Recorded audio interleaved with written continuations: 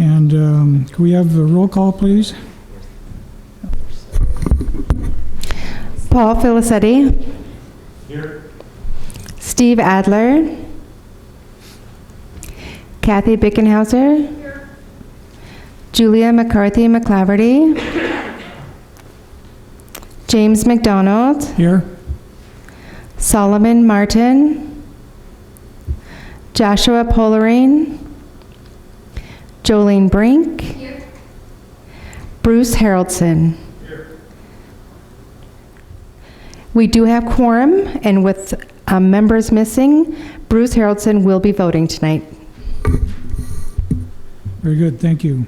The minutes from the last meeting didn't get quite out to us, so we'll have to vote on those at the next meeting in February, so we'll go over that. So, is there any public comment other than what's on the agenda tonight? Anybody else? Okay. All right. Well, new business. I guess we'll go right into Moon Randolph presentation. So, please state your names and Yeah. all that, and then I think they've gotten new microphones since I've been in here. Is this good to go? I don't have to press any buttons, or? Okay, great. Well, hi. My name's Morgan Valliant. I'm the city's conservation lands manager. And oh yeah, there we go. It's great to be here. Today we're gonna chat with you a bit about the Moon Randolph homestead. With me tonight are our two caretakers, Katie Nelson and Carolyn Stevens. We're gonna kind of tag team the presentation here, but before we get going, how many of you guys have been up to the Moon Randolph homestead? I love it. We're gonna change that. We're getting you up there. It's a matter of time. It's only a matter of time. I'm shocked. Yeah. So if you haven't been up there in the last year or so, we've, I think, you know, I've been the conservation lands manager now for the City of Missoula for 10 years, and I can honestly say within the last year and a half, we've definitely shifted into a different gear up at the Moon Randolph homestead. Stuff is happening faster than it ever has. We've got some really fun projects going on. We had Emmy up there a couple months ago? Yeah. And it was just, honestly, it was great. I mean, just walking around the site, getting fresh perspectives about some of our projects and where we want to move. And, you know, I think we did some great brainstorming, and we were invited to come and just chat with you guys and get you kind of up to speed with where we are. I know in the past there's been a pretty good link between the homestead and this group, especially back when Philip Melkling was the historic preservation officer. And so we just wanted to get in and give you a little update on what's going on up the homestead and where we're moving and what we hope to do. So we're just going to kind of roll through this. Feel free to ask questions as we go along. We keep it kind of informal. But before we get into the nuts and bolts of the Moon Randolph homestead, I just wanted to give you a little background on my program. I am the conservation lands manager. I work for City of Missoula Parks and Rec.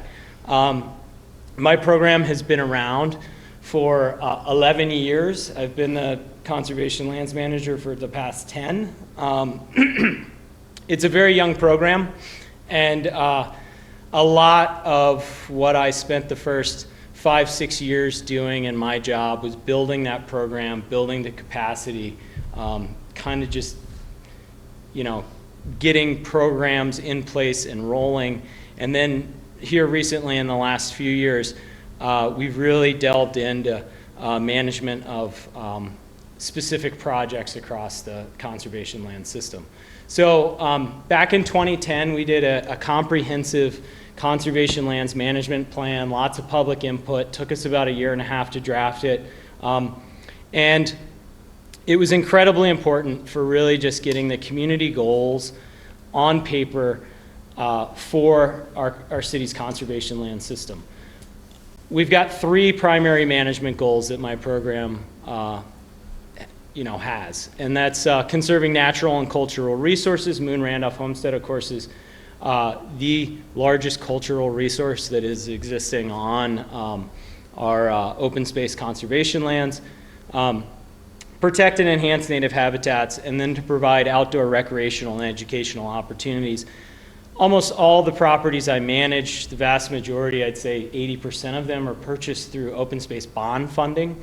And so, meeting those first two goals, I can honestly say, if we really wanted to conserve natural and cultural resources and protect and enhance native habitats, the easiest way to do it would be to just close the areas to the public.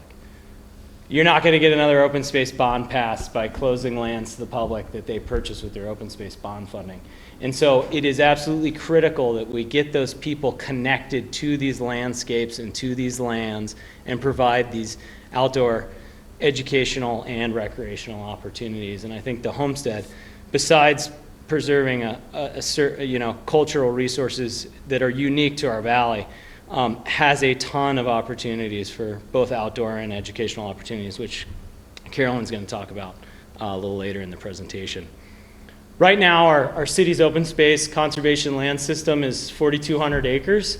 It's been growing quite a bit. We're actually have exhausted the majority of our open space bond funds and are actually looking at pursuing a new open space bond here in 2018, and so that is in the works. I'd say one of the most critical maps that came out of our conservation lands management plan is the one you see on the right. It's not up to date. It actually only shows about 3,600 acres. The system's definitely grown. If you look at that map, though, one thing that is really important about this map was this is the first time where we actually realized and recognized that our open space and conservation lands are not all created equally. The red areas you see up there are our park preserves. These are large, contiguous open spaces where you really think preservation comes first. They provide intact wildlife habitat, connectivity between landscapes. Our public natural areas in yellow there, a great example of that is Greeno Park. There's intact native plant communities, native riparian lands. There's also a rich cultural history, and those public natural areas are where we really try to focus outdoor education, where we really pump through a lot of school kids and get them to connect with nature. One thing that, and then the third category in blue there is urban parklands with special resources present. I think a really good example of this is you look at our riverfront trail system. We got high-use commuter trail, we've got ball fields, irrigated parkland, downtown, but we also have a critical riparian belt that is essential to wildlife movement, keeping runoff out of the river. The Moon Randolph homestead is unique in that I think it's a 13-acre parcel that is located. I don't know if there's a pointer on here. Does not look like there is, but you'll see a map of where it's at. You guys know where it's at. It's in that North Hills blob that says North Hills Randolph Open Space. It's situated in a park preserve, but for all intents and purposes, that 13 acres really falls into that, more of those goals of that public, thank you very much, public natural area. So yeah, the homestead is located right here. So it's surrounded by this park preserve where we think nature first, but when we zoom into that little 13-acre parcel that has the homestead, it really is about capturing those goals of connecting the public with the place. To give you a little background, you guys might already know this, but overall, when the city purchased the Moon Randolph homestead, it didn't just purchase a homestead, it purchased the entire ranch, the Randolph Ranch. It was a 470-acre purchase in 1997. I was around, but not in my current job at the time, and word has it that when they purchased the Randolph homestead, the city initially wanted to use it for training for firefighters. They were going to burn all the structures, clear the area, and turn it back into open space. And it really was the North Missoula Community Development Corporation, folks on the north side and west side, that stepped forward and said, you know what, this place needs to be preserved. There's important cultural history here. It needs to be protected. And that was a long time before my program existed. There was not even an entity to manage the place or to manage the 470 acres, much less the 1,000 acres that it connected to. And so there's a little bit of void in management, and that was filled by the North Missoula Community Development Corp. And the group of citizens that came together, the Hill and Homestead Preservation Coalition, that really fought hard to not only preserve that place, but to interpret the history of the place and to open it to the public and treat it as a public resource. And so it was a very grassroots citizen effort that came together. And in 2003, the Hill and Homestead Preservation Coalition wrote their management plan. And I'm going to talk a bit about some of the successes and essentially most of the things that they wrote in 2003. We've met those goals. We've actually we've updated that strategic plan. And then in 2010, the Moon Randolph Homestead, actually through a lot of work with Philip Meckling, was listed on the National Registry of Historic Places. And it's really recognized, and Carolyn's going to get into this a bit more, but recognized for a unique kind of piece of agricultural history in Missoula Valley. The majority of the ranches and homesteads that are preserved in our area of the world are these big successful ranches that are on the valley floor, like the Grant Coors Ranch or something like that. There's very few areas like this that really represent actual homesteading the way the majority of the homesteaders experienced it. And so it's an incredibly unique site. And Carolyn's going to tell us all about that. Yeah. So the Moon Randolph Homestead is where I live as caretaker. It's also this northwest corner of the original 160-acre quarter section parcel. So you can see we have illustrated where it is on a different map that might orient some of you who haven't been to the site before. It's in the North Hills. You can access it by trail or by car. And I think one of the unique parts about it, like as Morgan said, it's an intact homestead. The structures are still standing for now, or they've been rehabilitated. It illustrates a way of life that was quite diversified, close to the land, a small family farm. But what's really interesting about it is that you can access this land by foot. And that's, in my opinion, one of the most magical ways to approach the homestead is to approach it by foot from open space lands. The homestead, before I get into the history, is a unique site because we are able to interpret about human history, about homesteaders, native people who preceded the homesteaders, all the way up to current Missoulians at the homestead. So we can interpret about human history. We can also interpret about natural history because the site is adjacent to short grass, bunch grass prairie. And it's also a site where we can interpret about agricultural history because the Randolphs and Moons didn't throw very much away. And so there's a lot of evidence of the many diversified agricultural endeavors that happened on the site. So before the homesteaders, as you all know, this land was inhabited by the Salish people. And there is evidence that suggests that there was a trail that was used by the Salish, Nez Perce, Pend Oreille tribes to get to eastern Montana to hunt bison. And that trail goes through land that is either on the homestead or adjacent to the homestead. It's not clear where that trail existed, but it was on the bench sort of above the valley, which was a little bit more exposed and dangerous for travel. So that's one important aspect that it's important for us to interpret about at the homestead, and that we're in a really unique position to do. So in 1855, the Hellgate Treaty ceded lands owned by the Salish, or occupied by the Salish people, to the American government in exchange for the reservation on Flathead Lake. And in 1870, the land was prospected, and a gentleman marked out 160-acre parcels, quarter sections, in the North Hills in 1870. In the 1880s, 4 families tried and failed to prove up on their homesteads, on adjacent homesteads to the Moon Randolph homestead. In 1889, Ray and Luella Moon moved from Minnesota to Montana and struck their claim on this quarter section that you see there with the bigger red arrow. And in that first 5 years that Ray and Luella lived there, they did what they needed to do to prove up, which meant that they occupied year-round residency at the homestead, which was one of the terms of proving up. They improved the land with agriculture, and then they established a residence there. And so 1894, Ray Moon proved up on his homestead.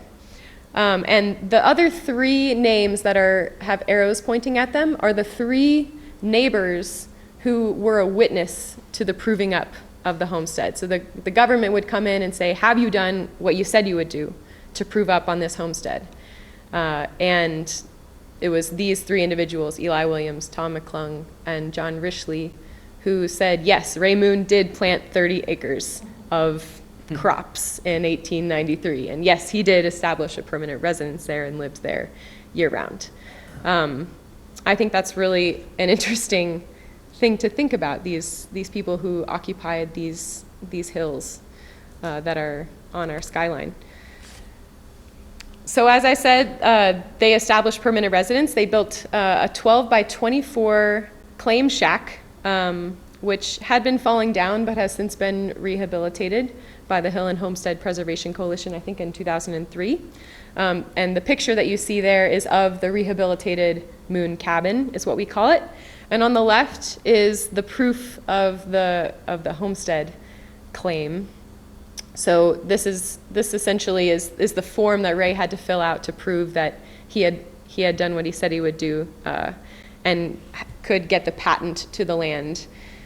An interesting thing is that the day after Ray Moon proved up on his homestead in 1894, the day after that, he sold it to another family by the name of Moon, George and Helen Moon. And that's a really funny part of the history. I think it's one that's looked over sometimes, that sometimes people were just trying to make money and move on in homesteading. And that's what happened with the Moon family.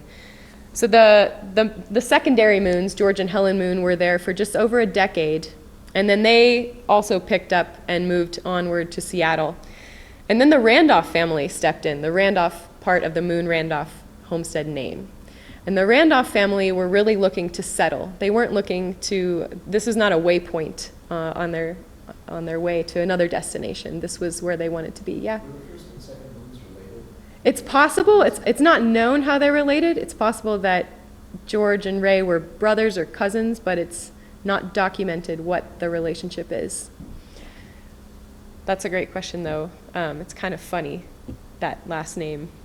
So the Randolph family purchased the homestead in 1907. The Randolphs were Bill and Emma Randolph, and they came from White Sulphur Springs, Montana.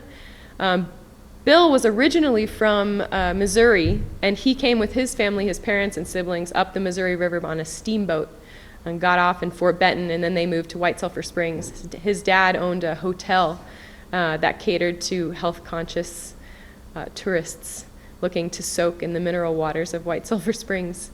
Bill Randolph was a bit of an inventor. He didn't have many aspirations to be a farmer. He scribbled a lot, little inventions on little pieces of paper, and some of those inventions were agricultural inventions. And one of those he tried to actually patent in Washington, D.C., but he was unsuccessful in doing that and actually had to borrow money in order to get back to Montana. So after his failed attempts at trying to be an inventor, Emma, who had always wanted to live on a farm and to raise a family on a farm, won out, and they ended up purchasing the farm in Missoula from the Moon family. And so they had a small-scale, highly diversified agricultural operation. When I say highly diversified, I mean very, very highly diversified. They kept bees. Emma had a large flock of a few hundred chickens that she both bred, hatched out chicks to sell, and also sold eggs. At one point, they were selling 55 dozen eggs a week, which is, we sell 11 dozen eggs a week, and I know how much time it takes to wash all those eggs. They also had a herd of dairy cows, and in 1920, their herd was as big as 20 cows, which is quite a few. And then they also had a cattle operation. You can also imagine that they likely had pigs if they had a dairy operation. So they kept bees. There was a lot going on at the farm. They used draft power primarily, a team of draft horses to work the land. So they really exemplify people trying to eke a living out of what I would say is marginal agricultural land. You know, the Moon family was, you know, all the land in the valley bottom of Missoula had been claimed. And so they were late to the game in Missoula and were able to farm this short grass, bunch grass prairie land up on the bench where it was a little bit drier. So it was a hard living, as Morgan said. So the picture with the gentleman on the horse, that's Bill Randolph in his later years. He had two sons, Keith and Robert, and then a third son, Bill Jr. And those boys grew up on the farm. One of the most incredible primary documents that exists in the Homesteads collection is Robert Randolph's diary, which he kept as a 13-year-old in the years 1916 and 1917, exactly 100 years ago. He recorded what he did every day, and those recordings are a really incredible look into the life of the Randolph family and of a child at that. Another way that the Randolph family generated income was they developed a small coal mine on the property. And there were many of these small coal mines that other families in the North Hills developed, which is why the road leading up to the dump and to the homestead is called Coal Mine Road. And so there's a structure that stands right at the mouth of the coal mine. And we call that structure the winch shed because it houses this giant winch which was used to crank coal carts out of the mine, pulling heavy coal. And from Robert Randolph's diary, we know that at one point they were pulling enough coal out of the mine to hire a few miners. He has recorded in his diary that he helped miners and they pulled out a certain amount of coal, which is kind of interesting. So Bill Randolph sold all of these diverse agricultural products on a wagon that he took to Missoula every day except Sunday for decades. The wagon was called the Casaba wagon, and he had forms like this as well as many contracts with families and businesses and groceries in town where he was able to sell the fruits and vegetables from the gardens that they had at the homestead, as well as agricultural products like dairy products and honey and things like that. So, well, let me go back actually. So the Randolphs were aging in the 1950s. They passed away, and their youngest son, Bill Jr., inherited the homestead, and he was a bit of a recluse and a quiet hermit-like person, I've heard, and didn't socialize a ton. And he also worked at the stockyards in town, but kept a few goats. So the homestead was really was declining a little bit in terms of production on the farm side of things. Really, the heyday of the homestead was during the Great Depression, when they were able to produce so many of the goods and things that they needed for their lives. And in a cash-poor but bartering-rich economy, they had a lot of resources to offer other people and to use for themselves. So that was really the height of the farming that happened at the homestead. And towards the 1950s, the farming production declined. Bill died in 1995, I believe. And before he died, he put a conservation easement on the land. And the city purchased it in 96, I believe, with open space bond money. And that kind of gets us to where we are today, with the establishment of caretaker residency at the homestead. So The individuals with the Hill and Homestead Preservation Coalition and NMCDC, or the North Missoula Community Development Corporation, in the late 90s and early 2000s generated community interest in the homestead and generated the community interest in preserving the homestead as a cultural resource in Missoula. And part of what they wanted to do, Bob Oakes and this woman, Caitlin DeSilvi, was establish a caretaker residency on the site. And so Caitlin, who was a graduate student, she had first come to the homestead to glean apples from the orchard, which is original to the Moon family, was planted between 1889 and 1894. She came to glean apples and started rifling through some of the old buildings. And she went to the city and asked if she could access those buildings, and they gave her the key to the homestead, which, as legend goes, was a pair of lock cutters. And so she was able to access the archives, and she was the first person to catalog a lot of the artifacts there and piece together the story of the Moon and the Randolph families. Luckily for her, the Randolphs threw nothing away, and records of receipts and ledgers of sales and trades are all there in the archives at the homestead. So Caitlin and her sister first established caretaker residency at the homestead in the early 2000s, living in an Airstream trailer. They got funding to build a caretaker residence, a house where caretakers can live. And since then, caretakers have lived there for anywhere from 6 months to 5 years. And so Katie and I are the most recent in a long line of caretakers, and we've been there for about 1.5 years. Hopefully you'll break that 5-year mark. Oh, wow. That would be a really long time. So the caretaker arrangement is peculiar.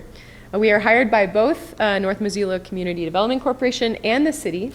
We are independent contractors, and in exchange for managing the site, managing the homestead, we are able to live there rent and utility free. We are not paid in cash. We are paid with the rent and utilities. And this explains all of that. So caretaker, when you typically hear that term, you think of I typically think of somebody who's doing grounds maintenance. And we certainly do that as caretakers, but in more recent years, especially since the previous caretaker, Matt LaRubio, came, he really established a pattern of doing far more than merely caretaking. The caretaker position as it is now has evolved and has become, I would say, more of a program manager, development manager. We do a lot of administrative work. We manage all the programming, and we develop programming, and we implement programming. We plan fundraising events and do grant writing, coordinate that sort of thing. We market the homestead.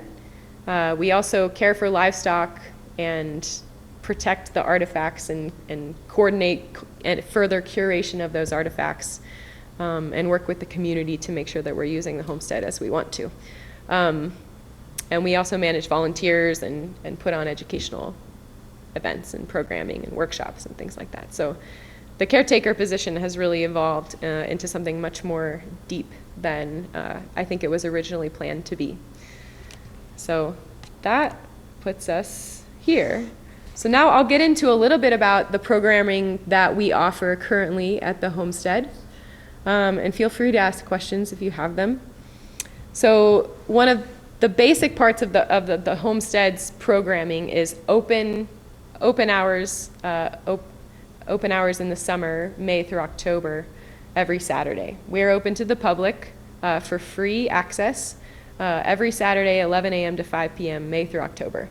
And the caretaker staffs those open hours. We offer tours throughout the day if people want them, but we also encourage people to come and write in their journal or have a picnic or take a hike or do photography or whatever it is that people want to do. Admission is free, however, we always welcome donations. We, as caretakers, coordinate a lot of field trips, school groups that come out to the homestead. These are pictures from events that happened just last year. We had the Wilderness and Civilization program from the university come out and spend an afternoon doing a service project, but also getting a tour of the site, learning about some of the agriculture that happens there, as well as some of the human history and the complexities of that human history. We had both Washington 8th grade middle school and Sussex 5th graders come out for work days. That was coordinated through MCC. And here are some of the Sussex kids holding baby chicks. It's really incredible to watch kids kind of get their hands dirty and, do projects. I feel like the learning opportunities are really more in depth when people are involving themselves in the homestead, and there's a lot of opportunity for that at the homestead. We also have a lot of service opportunities. We had a few corporate service events this past summer where people were able to help us mend some fences, which you can see here in the bottom left. We have P students come up to the farm and help us with some big farming tasks, and they're able to deepen their knowledge of the history of farming, which they're studying at the university. Besides this, we have a lot of elementary school students come out and do projects and take tours of the homestead and learn what it's like to be there. We also put on a number of workshops throughout the year. I would say our flagship workshop is a tree pruning workshop called Prune the Moon. That happens in March typically. We bring out both professional arborists who are able to harness up and climb into trees with their chainsaws and make big cuts on trees, bring down dead wood and diseased wood. And we also have a bunch of volunteers of people who have some pruning experience or no pruning experience, and we have teachers there who are able to guide people through pruning. It's a really unique pruning workshop because it's both a workshop and a volunteer event. And I think those go really well together because people are able to learn, but then they're also able to practice that skill on our trees. And pruning old trees, if any of you have done it, is a totally different ball of wax than pruning a young, very hopeful apple tree. These ones are old and tall and mangled, and they've already decided where they're growing. You're not going to train them in any real direction. So that's an amazing workshop that we put on every year. Last year, or in past years, Matt LaRubio put on beekeeping workshops. Last year we had a small workshop series where we had a soils workshop, a tool restoration and care workshop, also hosted by MCC, and a backyard chicken care workshop. The homestead is a really great place for people to learn how to be self-sufficient in a small way. The Randolphs were very self-sufficient people with their small, diversified farm, and I think that that's a value that Missoulians exemplify and that we can really connect with people about. The beekeeping, do you supplement? Well, actually, we contract out the beekeeping at the homestead. One of the Wissner brothers has bees up there, which is a real relief to us because we have a lot going on, and the thought of keeping bees on top of everything sounds overwhelming, as delightful as beekeeping is. I've done a little bit of it. So in the summertime, the luckiest kids in Missoula are those who get to spend week-long adventures at the homestead. So last year we had 3 week-long half-day summer camps, and this summer we'll have 4 week-long half-day summer camps. They're managed through Missoula Parks and Recreation's MORE program, which is a great program. A lot of the other camps that are put on through Parks and Recreation's MORE program come up to the homestead for an afternoon or for a day, but the kids who do homestead camp are there for more time than any other kids in Missoula get to be at the homestead. Every day we start the day by doing chores. We have the kids taking care of chickens and the pigs and working in the garden. And when we ask them at the end of the week what their favorite thing was at homestead camp, a lot of them will say chores, and their parents are just kicking themselves. It's a really amazing time where kids get to really linger in this place. If you all have been to the homestead, you know that some structures are really rehabilitated and look, new a little bit. When you go inside, you see the new foundation of them and the new frame. But a lot of them are falling down. A lot of the structures are in some state of arrested decay. And I feel like in that decay and that rot, there's just a lot of space for a lot of imagination to happen. And that's really, really evident during Homestead Camp, when kids are able to linger and play, have time for unstructured free play in this site. You can tell that, they make believe as if they lived in the Moon cabin. I think that's a really amazing opportunity that is rare in historic sites and is unique to ours. So another big project that we do, I touched on Prune the Moon, but Prune the Moon is really a part of a larger orchard revitalization project initiated by the previous caretaker, Matt LaRubio. So we have had, I think this will be our 5th year of Prune the Moon, getting these old 125-year-old apple trees back into shape, getting rid of some of dead and diseased wood. That's a really important part of the orchard revitalization project. 3 years ago, Matt and an intern at the homestead worked with an orchardist in the Bitterroot to take budwood from these historic apple trees, these old heritage varieties, and graft them onto old standard size rootstock. And those grafts are actually growing out in the Bitterroot as we speak. And they will be 3 years old this spring. And this spring we will have a planting, probably in early May, planting them out. There will be 17 trees. That will be our first effort at regenerating some of these old trees. We recognize that trees have a lifespan, and what's amazing about them is that you can graft scion wood from old trees and keep them growing. So we have that project that's ongoing. Also new this year, we initiated a community cider collaboration with a business in town called Western Cider. We brought volunteers up to the homestead to shake all the apples down from our heritage trees. These heritage apples are perfect for making cider. A lot of them aren't great for eating off the tree, but they're great for cooking and great for cider. And then we gave them to Western Cider, and they created a hard cider out of them. You can actually go to Western Cider now and buy homestead cider, and 10% of the profits from that cider go back to the homestead. So that's a really great way that we can generate funds that can help us continue to improve this historic orchard that's on the site. And also as caretakers, we put on the capstone event at the homestead, which is the fall gathering. The fall gathering brings anywhere from 250 to 350 people to the homestead. It's a really joyous celebration. We have a bonfire and a live band and dance floor, wall tents full of delicious pies and salads and soups and bread for people to eat. We're also pressing cider on our old cider press, which dates to the Randolph family, next to the Moon cabin. It's a really lovely event, and I would encourage all of you all to come next, probably September, we'll have it. So, in our year and a half that we've been at the homestead, Katie and I have been really thinking about like what is it that makes the homestead so relevant and so unique, and so important to our culture here in Missoula. And when we think about that, we think about the way kids can free play in all the old detritus of the homesteading days, and that they're able to do that at the site and approach that loss and decay and rot.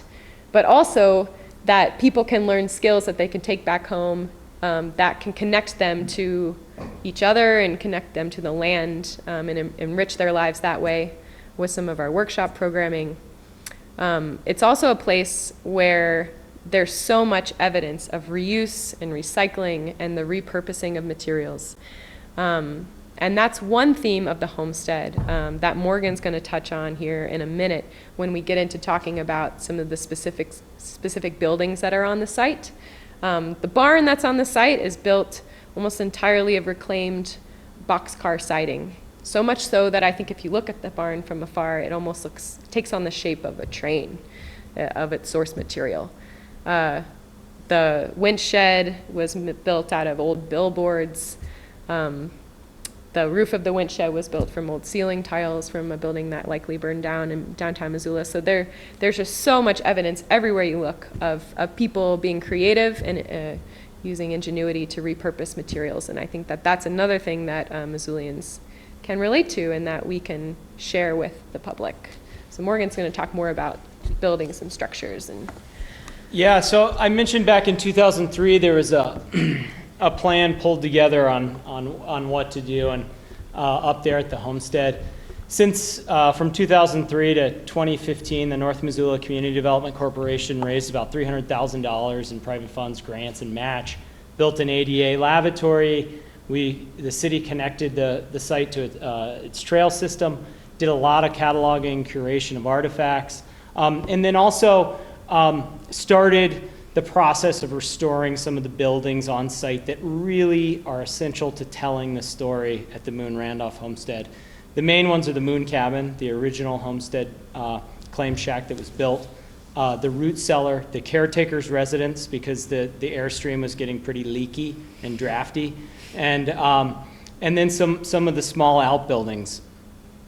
This is the Moon Cabin before and after. This was all grant funded. This was a lot of work.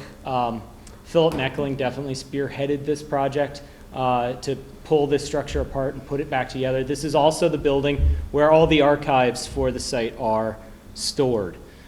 We've had someone there for a while trying to digitize a lot of the archives. She's just finishing up her PhD, and so unfortunately we're not going to get it all archived digitally, but this is where the archives exist now. How long did that take?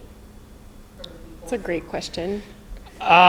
Just the actual construction of it, I think, was several months. Dropping all the walls, obviously, pulling off a lot of vegetation, and then, pouring footings, putting it back, and making it look like it's not on a foundation. There's really only one structure on this entire site that actually has a foundation, and that's the old milk shed, and that was required to have a foundation in order to sell milk. And so, another big project, this is the root cellar, incredibly extensive root cellar.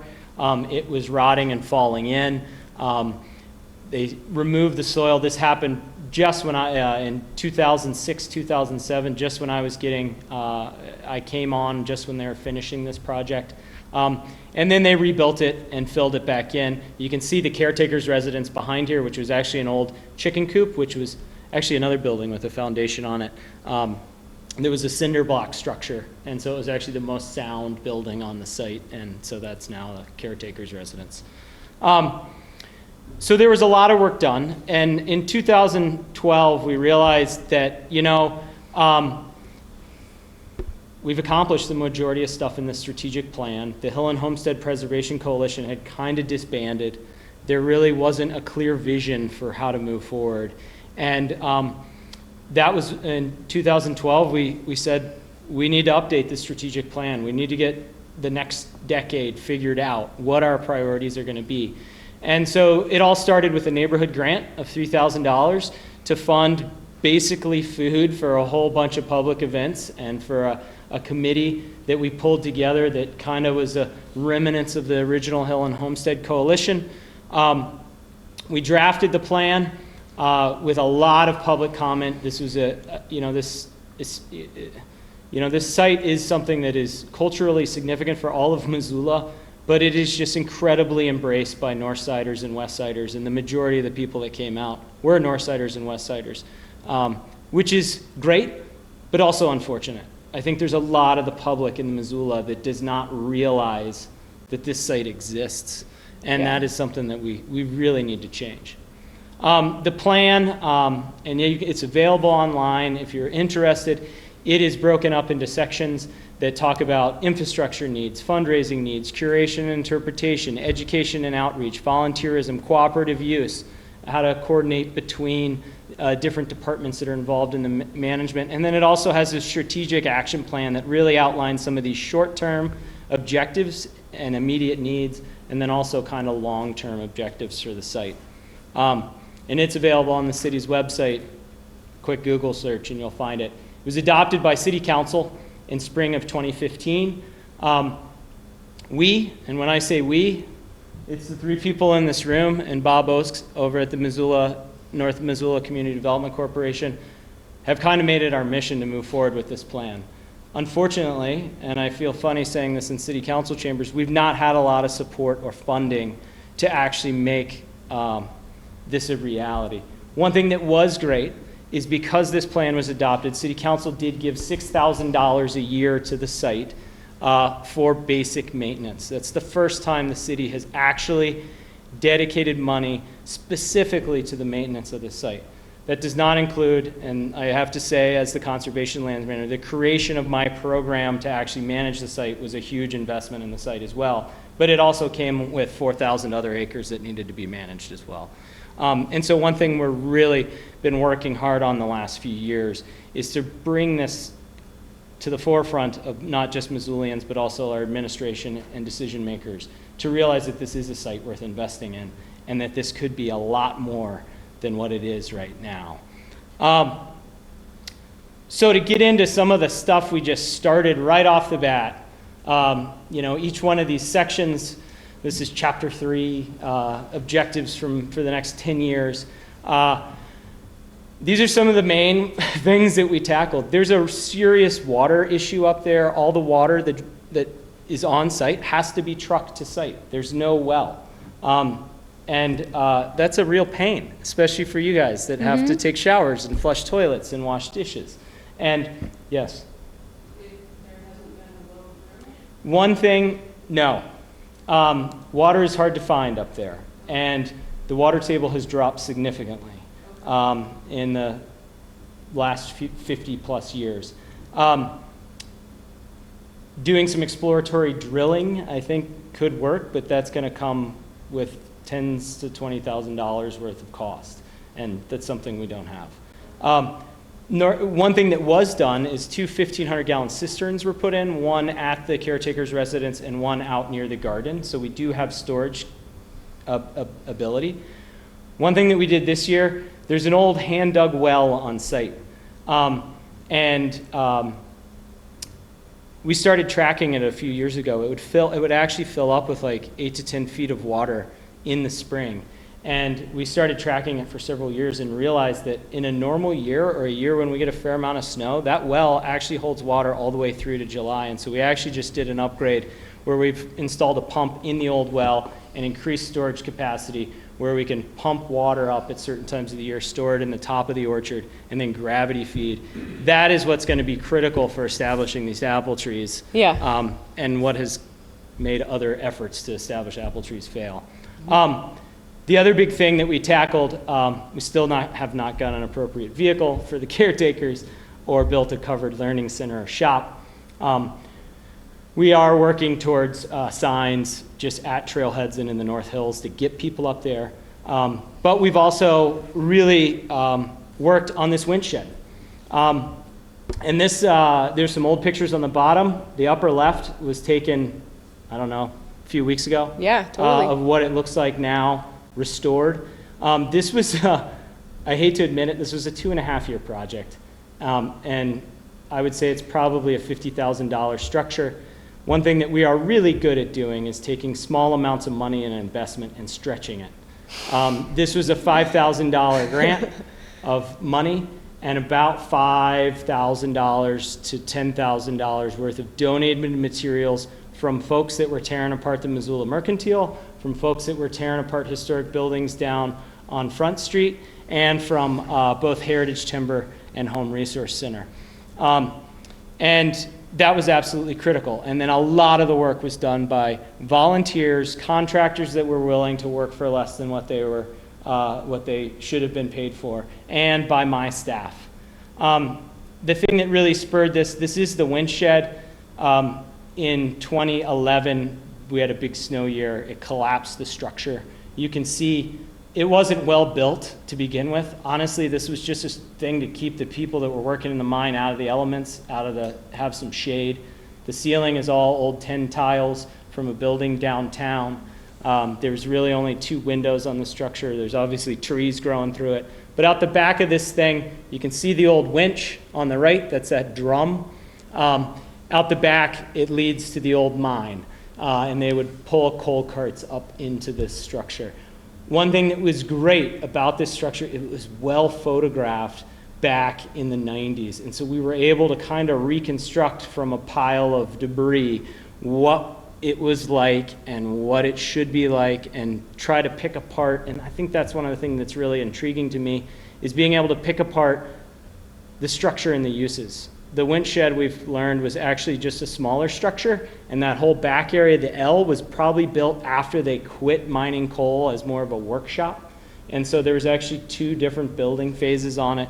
And so we tried to stay true to the structure. We ended up completely demoing the thing, marking all the locations. We went through, we sifted all the soil to see if there were any artifacts. We found very few, except old chunks of really bad coal and some old free cigar tokens for an old cigar shop downtown that closed back in the 40s.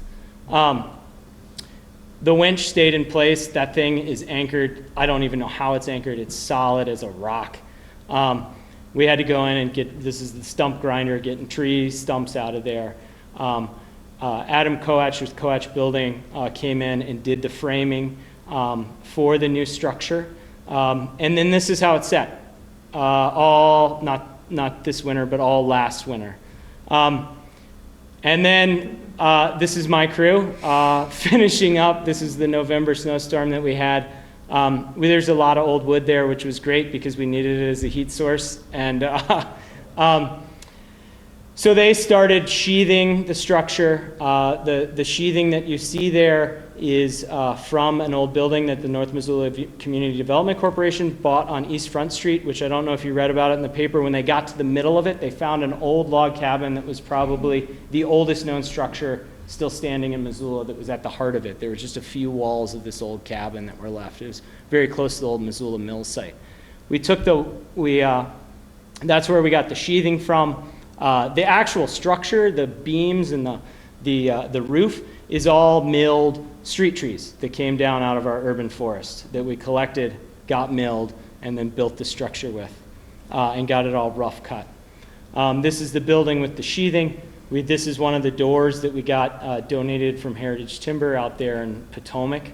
They came off of a separate barn. I can't remember where that thing came from, but.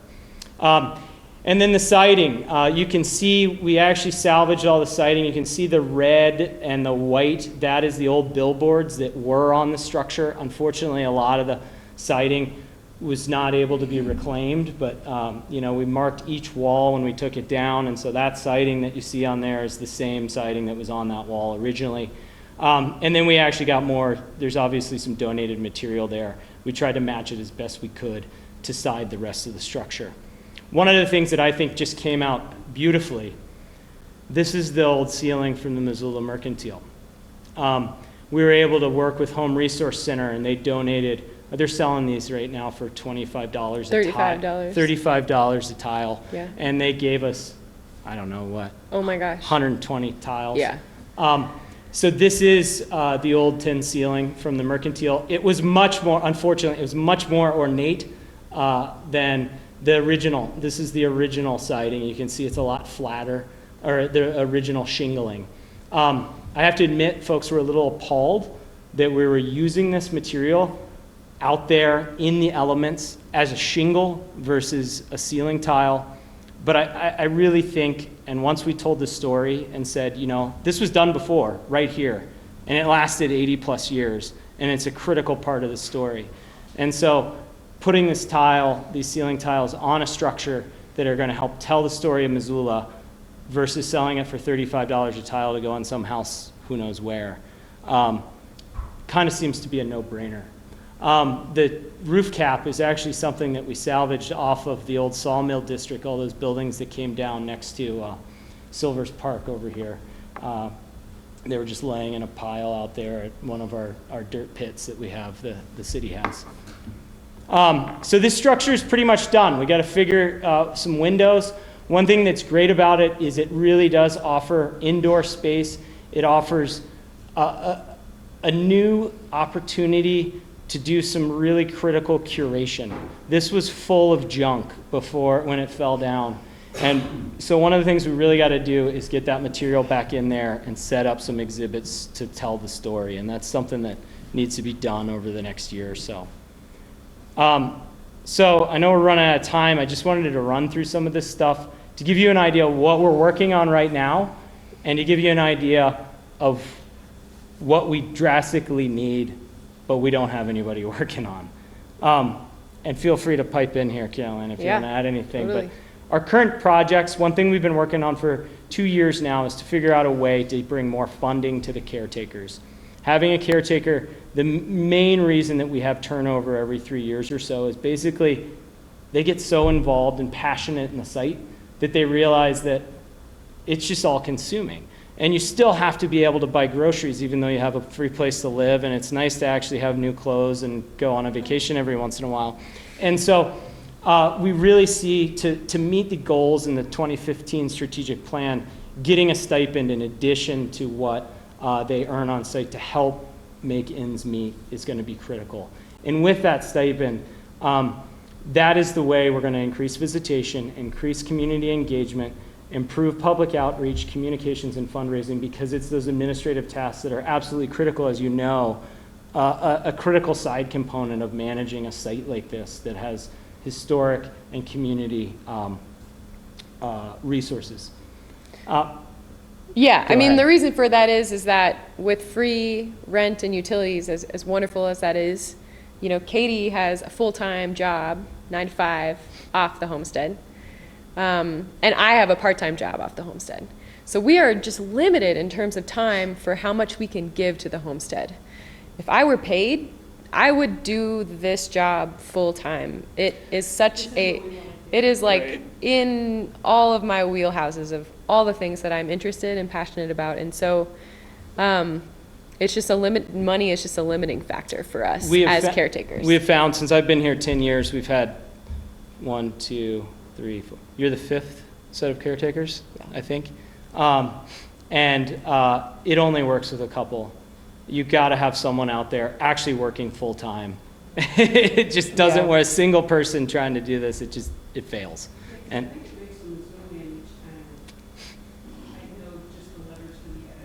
right. Yeah, you know, in those articles you see in the Missoula Independent, it sounds like this idyllic lifestyle, and in some ways it certainly is, but I don't know. I'm not going to go any further down that rabbit hole because you've lived it. But another thing we really need to do is develop more wayfinding and informational signage at our trailheads in the North Hills that connect to this site. We've actually got a program with Five Valleys Land Trust and Run Wild Missoula where we're actually going to be updating some of our trailheads this next summer. The trailhead at Orange and I-90, which is the main trailhead that links the north side to this site, is going to get some more information. We really, yes. Did that also mention the open spaces element of it? Yes. That's something that Well, oh, for sure. You know, I think the other thing that we've got down the pipes is with Missoula owning its own water company, we actually just picked up 25 acres at the toe of Waterworks Hill where that geodesic dome is. And so we can actually build a parking lot and a real trailhead there. And there's a significant amount of history that has happened just in that area alone, not to mention connections to this homestead and the Randolph property that you hike through to get to this location. And so I'm hoping that project's going to get moving as well. Yeah, as I understand it, this trailhead sign is going to interpret about like the natural history of the North Hills with the Missoula phlox Right. and the bunch grasses and the cushion plants at the top of the hill, as well as the cultural side of the Moon Randolph homestead and the Randolph presence there, which is so written on the landscape when you see those old fences made of car parts and railroad ties and things like that. Yeah. As well, I don't know what else. That's Besides and a those trail map and our aspects. trails, and so it's a good start to get people to the site, but it certainly doesn't cover overall interpretation on the site, and that's something that is Yeah. also lacking. One thing that is desperately needed that we've realized that we need to start addressing is we just got to get in there and start propping up some of these structures. We've got some iconic structures on site that are starting to fail. We've got roofs that are starting to leak. As you know, the great thing about our climate is it's dry and structures can last a long time if you can keep water out of them. And so this summer, and this is something I'm throwing out to you guys, you're at all interested in helping, we could definitely use the help. But just getting some Band-Aids on some of these structures until we can raise some funds to actually address them is going to happen this year. The other thing we're looking for is not to recreate the Hill and Homestead Preservation Coalition. They had a very set goal, and they fulfilled the goal, and they preserved this site, but to get a friends group for the homestead, to really support some of these larger picture efforts that need to happen. And that's something that we've got a steering committee, which is Emmy's a part of that steering committee as well. And it's really, we need to have a group that is interested in banging the drum and moving forward some of these goals for this site. And so that's something that we're actively going to start soliciting and pulling together. And I'm sure Emmy will keep you guys in the loop on how that would evolve. And so this is what we've got going on. This is kind of what we got planned for next year that we feel that we can really start to accomplish. Granted, we might not be able to get the caretaker stipend, but we're going to keep working on it. We're trying to figure out other ways to bring money in there for some of the programming that is happening on site. So immediate needs. This is stuff that we've got that we know needs to be addressed. We do not have it on a work plan. And when Amy came up, she brought up a really good point, and we didn't know how to explain it, but we just knew that we needed, after doing the winch shed and having that photo, all those photos and the documentation, so we knew how to restore the structure. She said, oh, Historic American Building Surveys, HABs. And I was like, oh, yeah, okay, that sounds great. We need it. Let's get some of those. Let's get some of those. There's not really been a full inventory of all these buildings, and some of them are getting to the point where it's getting kind of dangerous to get inside them. And so we need to really get a snapshot in time of what these structures look like, so when funding's available, we can actually restore them and turn them into usable space again. Also getting just general structural assessments, so we know what needs to be propped up, what's falling apart, is there stuff we can do on site to help these things stay up a little bit longer. And this is something that we don't have the expertise to do, and so we're actively looking for help in that avenue as well. One immediate need that we're going to start working on right away, we realized there are no places to store materials. We got so many materials donated for that winch shed. We were hustling for a year and a half to find those materials. It was constant. I mean, I was like down at the Merc grabbing people that were tearing it apart saying, hey, what are you doing with this stuff? But we don't have any place to store those materials. I think that having some kind of a pole barn, outdoor area where we can actually stockpile and store materials. There's piles of materials out there that have just been getting ruined over the years because they're not covered. To store materials so that we can use them when we actually have money to restore a building. This is something that we see as kind of an immediate need on site as well. We also have a volunteer tool library. It'd also be nice when there's a workshop. I mean, these guys they're exposed to the elements. There's no real place to get indoors. And so being able to have a workshop where if it rains, you step inside the pole barn. So we're thinking an open-faced, something that just keeps the elements off some materials. The most iconic structures up there right now that probably need definitely need restoration if we want them to keep standing is the Randolph House, which is down in the valley there, and the barn. The barn was also built by the Moons, correct? Yeah, the original section of the barn, original and then added section. on by the Randolphs. And it is the most structurally sound building up there. Granted, it is failing. Those two features are absolutely iconic and important to telling the story. And so, you know, we talked about, what do you say, arrested decay or no, historic, suspended dilapidation. Some of these structures, these smaller outbuildings and stuff, you know, maybe those just fall apart and they go away over time. Losing the Randolph House or losing the barn would be a big loss to the site. And I think the barn in particular, it's a really important part of the story. The barn specifically. Both of those structures right now, you can't go inside them. They're too dangerous. The barn is also partially on the neighbor's property. And so there's got to be some issues dealt with there.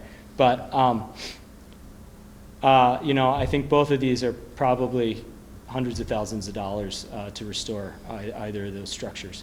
But we can ready ourselves for that day when we have that money Right. by doing the HABs, the Historic American Building Survey, and making sure that and we've stockpiling documented them. materials and the other thing is we've got the Randolph House is full of a bunch of stuff that's never been archived or cataloged, and these are artifacts that help tell the story.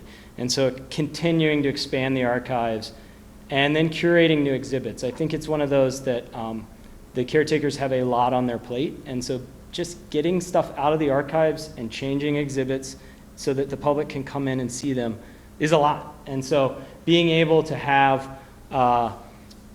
we hope that, maybe that's a role that a volunteer group or a friends group could help do, is actually set up some of these areas for interpretation. The other big thing is, and I got to say, over the last couple years, and especially what Caroline and Katie have done in the last season and a half, is expanding these educational programs in these school groups. It's just so evident that kids especially just gain so much from the experiences up there and learn so much about Missoula history. And I think back to when I was in school, I don't remember what I did on any given Wednesday, but I remember the majority of the field trips that I went on, and that's where learning occurs. And unfortunately, some of the biggest impediments to getting school groups up there is paying for a bus. It's like $50 to $100. And so most of the groups that are, is it $300 Oh my now? gosh. Oh my God. So that's even worse. That's an even bigger impediment. But I think that is one of the biggest limiting factors right now is these schools don't have any more money, and that's one thing that we can't and have not really been able to do is provide totally free programming up there on site. And so We could get a lot more people if we had free programming. trying to explore obviously. ways to get some money into a fund to actually get more kids from across the valley up there versus just kids that are primarily going to private schools or have passionate teachers. have passionate teachers that are willing to make the effort. So, I'm curious, you said in the summer you do camps, and you said 4 camps, yeah. half days. Yeah. How many kids do you have? So each camp is 20 kids. So last summer we had a total of 60 kids. That maybe less than that because a couple kids went to like 2 weeks of camp or 3. And then it's addictive. And so this year we'll have 4 week-long half-day camps with 20 kids each. So and the age range is 5 to 12. So it's quite broad. There are usually a lot of sibling groups, and it's kind of like a one-room schoolhouse. It's got a great aspect to it with that wide age range. It's really fun to do chores with both older kids who are a little bit more competent and young kids who are really exploring. Yeah. So the last plug, if you've not read it, Butterflies and Railroad Ties, Caitlin DeSilvi's thesis on the site, great little snapshot of Missoula history. We still have a limited amount of first printings available. We're down to one box. This is actually the second edition? This is the second, sorry.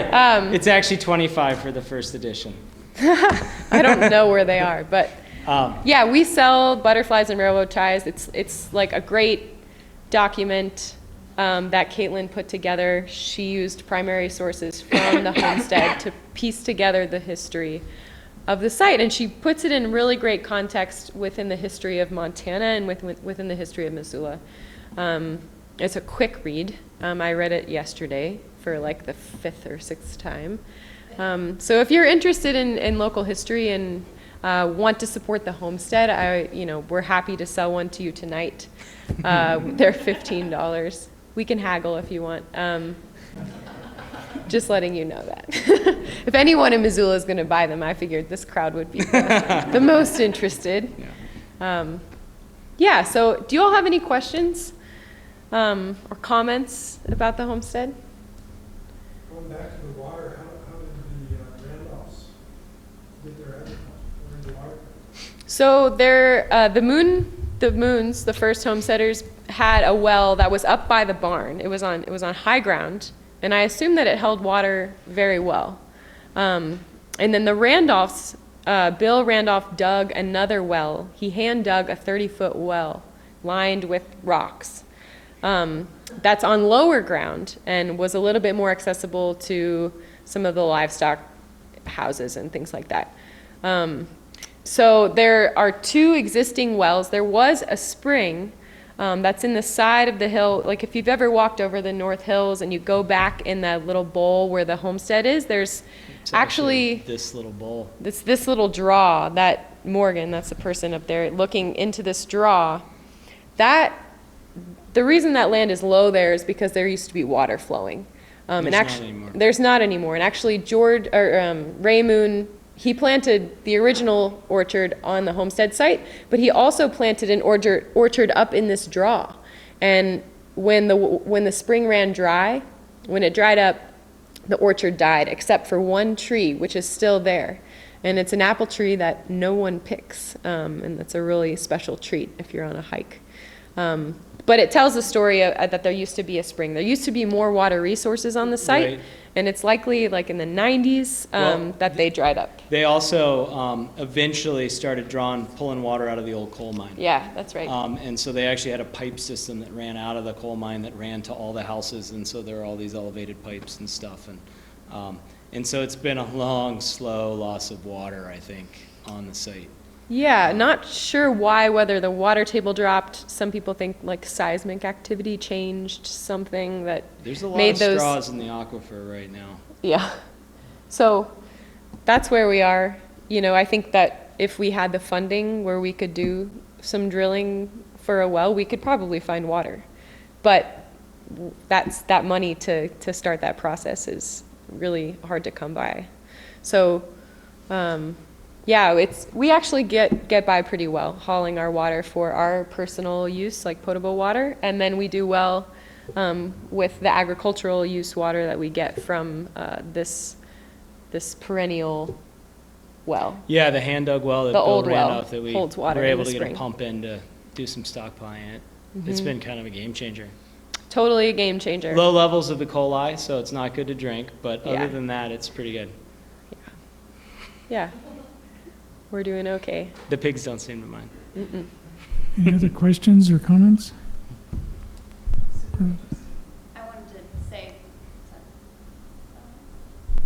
Okay.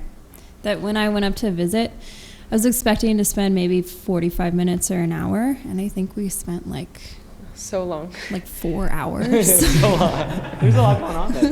It's great. Yeah. It was really fun, but we were just kind of riffing on ideas for us partnering together, because this group obviously has interest. And so you mentioned the grafting and planting in May, and we were talking about Preservation Month and maybe partnering with that. So if you guys have any ideas for partnerships and outreach and things of that nature, that's what we were talking about. Yeah, I think there's a lot of opportunity. And like I mentioned before, Philip Meckling, and I'm sure some of you guys know him, who has been involved with the site for a long time. I mean, there used to be really strong ties between this organization and the homestead. And it kind of fell apart over the last 5 to 8 years. And I think that's something that it'd be great to rebuild. I mean, I think the site would be a lot stronger. So Would this be a good candidate for like a work day, kind of like we did with the brick streets? oh yeah. Yes. Yeah. Yeah. We- So kind of pick a project and we You know, can and spend. I think even just chatting with Emmy about some of the project, she sees a lot of the historic preservation and, God forbid, some of the buildings that end up coming down. I mean, I think that's another thing, that having good ties about just resources we can bring to the site, whether it's building materials or stuff, is huge. And so, yeah, I mean, I think there's a lot of different opportunities on different levels to. I mean, that was one thought I had, is if you guys just want to send me an email, just anytime, if you need Yeah. anything, and then I could pass it along to the group, just to get more heads in the game. Yeah.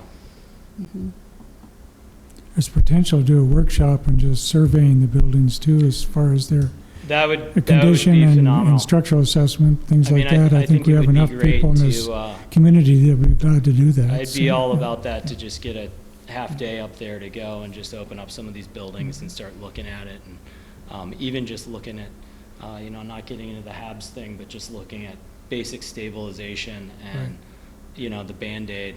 The more eyes, the merrier. I mean, I think it's one of those that, quite honestly, I feel like we've been doing a real good job, but we kind of operate in a bit of a bubble up there. And so that's one thing that we've definitely kind of lost in the last few years, is having that historic eye on the site. And Yeah, trained eye, somebody with more expertise. Did you say something about a workshop? and we could do a workshop for community, for architects and engineers or something, and yeah, kind of That's a use it really as a cool idea. basis That to would be survey a the great- buildings and that's a great at least idea. get, like you say, maybe enough information to see what needs to Yeah. be stabilized right now Right. before you actually get into any renovation of it. Oh, for sure. For sure. Certainly. Yeah. That's a really great idea. As is the workday, we are always excited when groups ask us if they can come do a project at the homestead, because there's always something to do. Yeah. Like for example, with this windshed, we have a host of just moving of material that needs to happen. Oh. With that, we have a lot of digging that needs to happen. The original floor was clay, and now that clay is in a giant pile, and we have to put that giant pile back in the floor. We had, So, maybe that's something for the Peas students or for like some young people to do. But, yeah. there's always something to be done. A lot, it was incredibly monotonous, but I think it was actually a great volunteer event as well. All the siding that you saw that went back on, we salvaged all the nails, and those all had to be hand drilled so the wood wouldn't split, and hand nailed in. And so each board you see there was like 10 minutes, of two people holding it up. And it's great volunteer work, because people just get into it, and it's like tangible. You can see your progress, and you're doing something cool. And everything up there looks a little janky, so using like unskilled volunteers worked really well for it too, just because you didn't have straight lines all the time. I thought we did a pretty good job. Well, you guys did do a great job, but you notice we started you on the back side of the building. Yeah, that's right. Just in case. Yeah, we should I- be in touch about this. Yeah, and I honestly, day. back to the going up, I think putting together a workshop to get some eyes, some like structural, either engineers or architects' eyes on the site is something we're looking at doing early summer. Every year, this time of year, when we start getting snow accumulations, in the back of my mind, I'm like, which structure is gonna fall down this year? And so, we do a lot of our work up there later in the summer, July, August, and so getting that pulling together a workshop late spring, early summer would be perfect timing, and it's something that we definitely need to do. So. Yeah, and I would also invite all of you to come up to the homestead for a tour. I would be happy to give you all a private tour outside of our open hours as part of the Historic Preservation Commission. It would be. We did a tour last year in May. That's Of right, the North Hills, and then came down into, with Philip. yeah. Yeah. Nice. Yeah. And you hiked over. Yeah. It's the best way to get there. That is the best way to get there. And I think there's about 30 people in the community, so. Oh, is that what it ended up? 8 p.m.? Oh, 8 people. Oh, I was going to say. Dropping like flies. A bit like a death march. When is it? Like That's true. That's true. July 15th? Well, we're or always happy August to host 15th you or again. something? Yeah. But You it- can drive up if you want. I don't think we were there for that. I don't think we did a tour. You did a tour. Phil's are- Okay, great. Oh, Yeah, okay. that's right. Yeah. Yeah. Great. Okay, Well, thanks well, so much, guys. It Yeah, was Well, really thank a pleasure you. coming and chat with you. It's great. Very good presentation. Yeah. Thank you. I'm going to leave your laser pointer right there. Okay, thanks. Yeah, Appreciate I need it next, so just leave it. Oh, okay. Perfect. You want a book? Yeah. Thank you so much. Thank you. Anyone else? Yeah, I'm gonna grab one.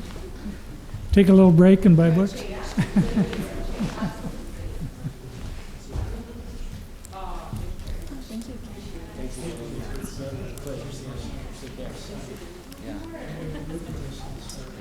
Thank you much. Take care. You know, she's a really fascinating person to me. I've never met her, but I feel like I've seen her.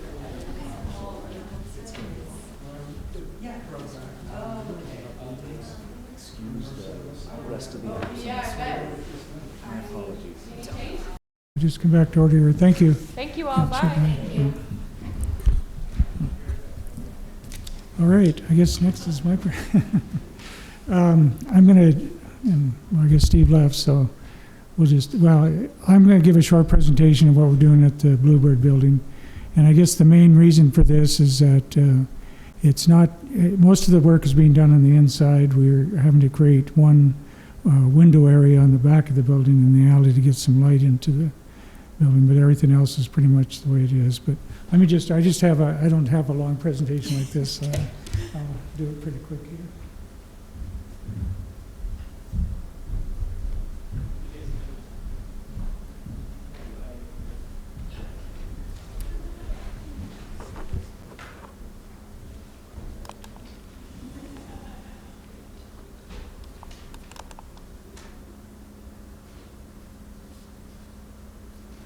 What is not happening?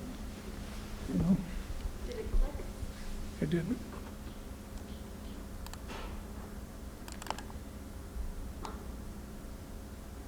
Okay.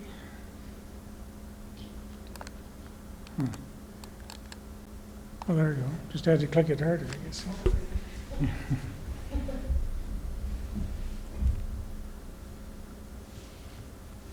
There we go. And like I say, I just have well, first I'm Jim McDonald. My wife Liz and I own the building, and we lease it out to A&E Architects, which I'm part of A&E Architects, of course. And we also lease it out to Fact and Fiction bookstore on the right there on the first level. This is the building after it was restored back to the 1898 period, where there was retail on the first floor and a boarding house up above. And it later became, of course, the theater, the Bluebird Theater. If you look here on this building, this is the Higgins Block right here. It's about 1900. This is the building right here. When the Higgins Block was built in 1889, there was a one-story building here and nothing else on the rest of the block here. But in 1898, this became a two-story building, plus the alley that was right here that ran east and west, like many of the alleys do downtown here, was filled in, and they ran the alley north and south, which is in between the Higgins Block and his residence, which is where the telephone company building is now. That was where C.P. Higgins had his residence. And it's some great shots. But anyway, this is we had a hard time finding photographs straight on of this building. Every time somebody took a photograph, it happened to be during a parade, and usually there was an elephant or a float or something there, and all you saw was the top of the building. So anyway, but, in 1913, the lower floor, well, the whole interior of the building, then the lower floor on the facade was redone as the Empress Theater. And this is opening day in July 1913 of the Empress Theater. The movie's Cupid Throws a Brick, and whatever that was. But anyway, but this shows, there are two entrances into the building, into the lobby. The center portion there behind the sign was the ticket booth, and then you went inside to a lobby and then went up either down into the lower part or up into the balcony. So this is really the only photo that really shows what the front was like on that lower level, actually at a later date. However, we did know roughly from that angled shot what the building looked like in 1898 as a retail space. So that's how we restored it. In the 1930s, well, excuse me, I should back up here a little bit.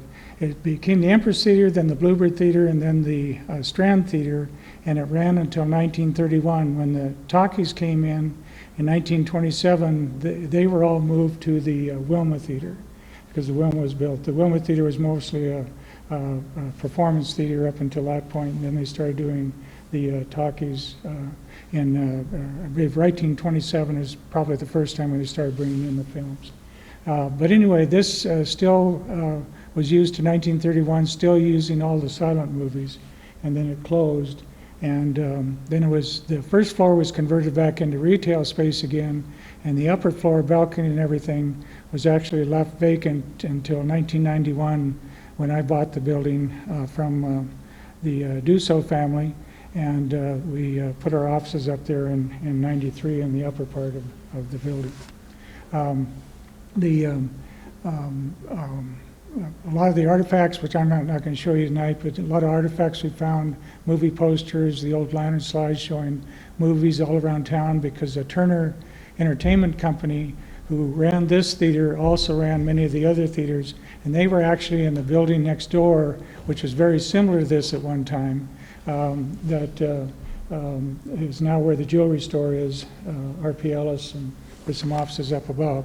But these buildings were connected. They had their whole operation up there, and they ran all the, I think, 4 of the movie theaters out of this building. This is the building, like I say, back to when it where it was in 1898 with the retail on the first floor. We've taken over part of the retail space as our new entrance into the building, and then of course we're using the west half, or a little more in the west half, but west 2/3 or so of the building now as our offices. However, we've got 15 architects. We're getting a 4th preservation architect starting Monday, and we're going to be sitting on top of each other until we get this project done. At least 3 people. We got jammed in here right now just to. How many, I'm sorry, architects do you have right now? We have 15. Well, we have 15 as of Monday, yeah. And we're putting in space. We're probably going to be closer to 25 at some point. So anyway, so this is what the building looks like. Like I say, the metal. Can I ask one more question? Sure. Did you restore this Yeah. like this when you bought it? And Yeah. it's a work in progress? The metal was always here, but the whole first floor in the 1950s had been completely changed out. So what we brought back in 1993 there, 1992, 93, the front facade of the original building, 1898 building, as it looked, with the metal above. And there's some pieces missing. There's some pieces, as like this bracket here. There was another one over here, and a major sign up here in this point. But we pretty much restored it. Now, the only thing that we did a little bit different is that we found that this building was always painted black or a dark blue most of the time. It never had all this detail on it. There's so much detail on that building, we decided, and it's, you know, look, it's not historic, but we decided to accentuate that detail by painting it with these colors and kind of bring it all together and really show that detail off. So that's the difference. But this is pretty much the same facade that was part of that early 1898 period. Just another shot there.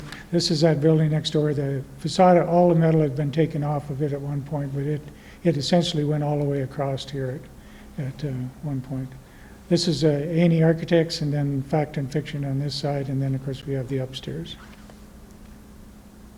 We went in and were able to take the space and create our lower lobby area and reception, and then also a conference room on this level, and then all the desks and everything are upstairs here.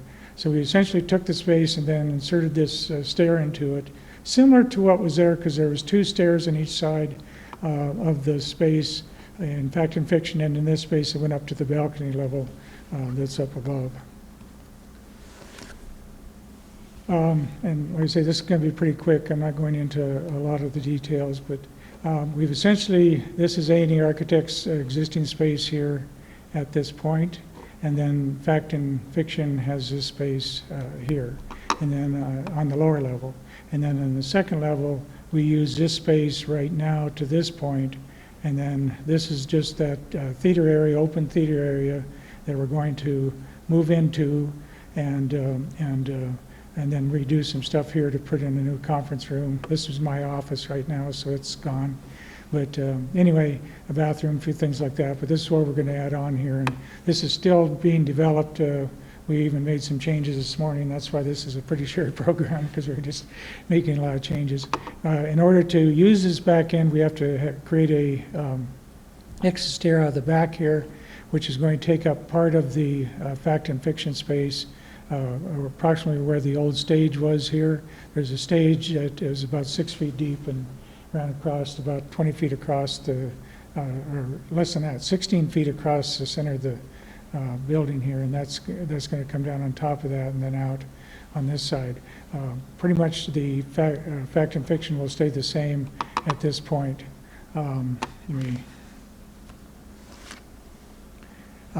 This is what essentially it's going to look like. This is fact and fiction down here. This is their level and space. It comes back into here. This is A&E Architects, of course, on the other side on the first floor, but upstairs now we have people up on this level, we have people on this level, we have bathrooms here, and people up on this level here, and then we're going to drop down into the balcony, approximately the balcony level here, and continue a floor all the way across. There's several floors in here now and a couple ceilings that we're going to remove, mainly because we need to do some structural work.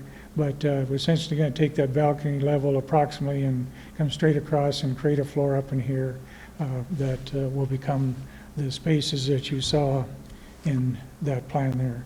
Right now we're looking at 10 spaces here with approximately maybe another 2 spaces here, so about 12 more architects, or space for 12 more architects in this space. Keeping all the ceilings, the tin ceilings, a lot of the, when I bought the building, the roof had completely collapsed back in this area, or not completely collapsed, but it was actually 3 feet down on one side next to the Higgins building and about 1 foot down on the other side, because all the trusses that were up there to support the old open theater were pretty much toothpicks and had gone away. They were wood trusses. We went in and put in steel I-beams and pulled the ceilings all back up again, got the roof leveled out, and then redid the whole roof. The main thing that we're doing as far as the outside is we're trying to get more light into this space. We have a skylight here that will have some. We're possibly going to put another small skylight up in here. But we want to provide some light just coming in the back into that space where the people are going to be sitting. And so the change in the building is that there's a low roof over the existing stage, like I say, 6 feet deep, and then there's another roof line up here. We're going to bring this roof up to that level and tie it in, and then remove some of the brick here across to about this point, just above where all this electrical is, and put a panel of windows here, fixed windows. We're talking about now we may want to have windows that open, but get a little more ventilation. But that's the change, which is really on the rear of the building, and really the only change that we're going to make to this structure.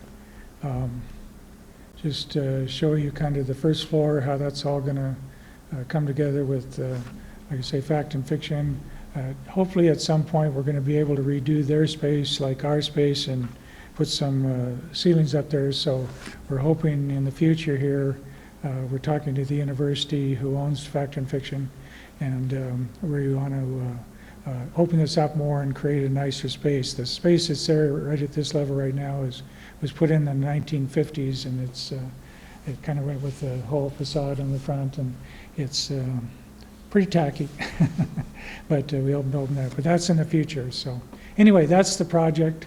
Again, you see the levels, different levels we have for people, the mezzanine level, the bathrooms and server room, up to the balcony level, and then back, or the part of the balcony level that came down here, down to this level, and use those spaces for our people across here. So that's pretty much it. Any questions or comments? Or I guess the question is, pardon? What's the timeline? Well, we're going to do some just some exploratory demolition at the end of the month here, because we have to remove some of that stuff that was added in up there so we can see what the structure is in those spaces, because we're going to have to do some major structural. Hopefully we can start construction in February here and be done by hopefully 3 or 4 months at the most. I don't know if it'll take that long, but there's a lot to do, just get the structure in here and make it work, so. Oh, I've got tons of stuff. In fact, Liz and I spent last weekend going through all the boxes of stuff that had just been collected during the construction, and we found tons of film. And so we got film, and most of the time when the film split, they just cut off maybe 4 or 5 frames and then splice it back together and keep going. We found pieces of 36 frames, 24 frames, and some 18 frames. I mean, I don't know why they were cutting that much out of a movie in order to get it spliced back together. But anyway, we've got a lot. We've got a lot of good artifacts. The museum, as you know, Nicole's gone. Historical Museum, Nicole's gone. But Ted Hughes, who works for County Human Resources, also works part-time at the museum out there, I think a day a week, that he spends out there working with Nicole at the time, but he's going to be coming to the office next week and doing an assessment of the things to see what they want, and then we'll go from there. So that's kind of where we're at. But I guess the reason for doing this is that we are a significant building. We come under the guidelines of this body being able to act. But I don't know, Emmy thought, and with working with the people, that we probably wouldn't have to go through the whole process of, is that correct? Or unless somebody objects? Or Yeah, whatever. we could do the alternative since it's so minimal on the exterior, which would be a 15-day review. And then if no one objects, then it would be passed. So that's what we wanted to run by. Are you you objecting? guys. Kelly wants a day to go through the boxes. Oh. Okay. Well, yeah, you can come up and see it anytime. We got Because to. I think when I very first met you, when you taught the class, you had just started to dig into the back of the building. Yeah, And you gave my brother and I tours. yeah. So, Neat, that's wonderful. any other questions or anything? No, So, we okay. get a tour. Yeah, we'll get a tour. Yeah. I think when we get this opened up a little bit more, it'd be good to have a tour, because you'll see more how the thing really operated. So, That's exciting. yeah. So, Tour will be a condition of approval. Tour from HVAC. yeah. All right. Anyway, that's my presentation. So, thank you. I have a quick question just about age of architects. Are you guys, like, I know you're historical architects, is that what you strictly, or do you do all? No, we do a lot of different stuff. We're doing the new airport, the new library, the Okay. schools, a couple of the schools. We've got a lot. Courthouse, of course, we do. I mean, originally before we joined A&E, we were pretty much 90% preservation projects. Paul was my one employee at that time, and then up until 2000. Well, we had 4 employees. Paige Good was actually an employee, and so anyway, we're mainly doing preservation projects in the parks and things like that. And then in 2000, we're still doing a lot of that, but then we've expanded it into other areas. But we have 4 preservation architects now with preservation degrees and architectural degrees. So the last one's starting on first Paul, myself, and then Matt Morgan, and then Alexandra. I forgot her last name. Oh, geez, that's pretty bad. Anyway, she starts Monday. She got her preservation degree with Matt at University of Pennsylvania, but didn't have an architectural degree, so she came to MSU and got her architectural degree, so she now has a full degree. So we have 4 architects, and supposedly one of these days I'll retire, so there'll just be 3. Probably in the next year or so. We don't know yet. See. Wonderful. Yeah, thanks. All right. All right. Quickly, I'll come back to.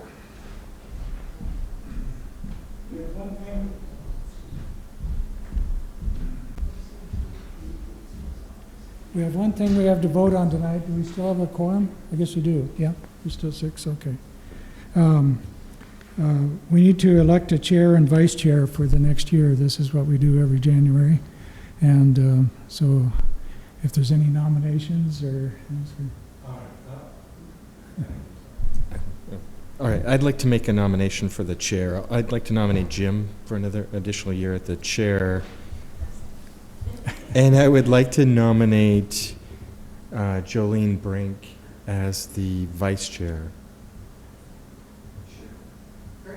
Any other nominations or comments? Yeah. Well, we should have an official vote, I guess. So, yeah. Yeah. All those in favor of myself as the chair and Jolene as the vice chair, say aye. Opposed? Nobody wants to oppose. All right, very good. That was the one deal. So, let's see, old business, do we have? I don't know, I don't think we have much in any of this stuff. I keep saying we got to get going by at least February here to get our awards stuff going, so we need to get that kind of worked out and get nominations going by the end of, well, by February, I would say, and with about a month to get some nominations in, and another month after that, because we'll need to, I think the awards banquet, we're going to try and look at the Roxy again. I thought that worked pretty well. And that first Friday in May, which I've just forgotten when that is, but that'll probably be our I'm sorry, the Thursday in May, where we'll do it like we did last year. Our official meeting, we'll have it as the awards banquet. So yeah. Do you guys want to, don't you usually make a subcommittee for awards? Is there any interest in that? And I recall last year, Third. we made recommendations too, so I Yeah. want to make sure I can remember those. Well, and we haven't, that's the one thing we haven't officially done, so I guess what we need to do is, with the subcommittee at least, is try and come up with those categories that we can send out by the next meeting, and then we can send them out right after that for people to do nominations for.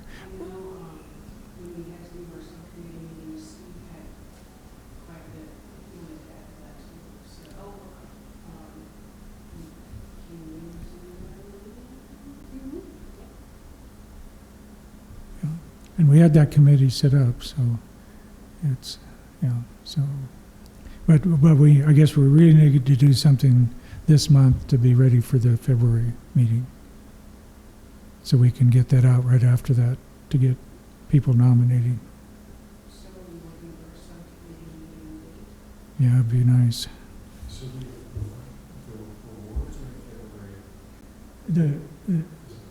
No, we put out for nominations in February.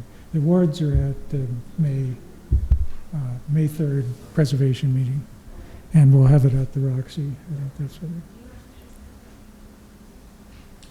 I don't know, do I? I You asked guys tell me. we advertise that. Yes, we have it, yeah, Advertise for yes, nominations. yeah. I can't remember. For nominations, yeah.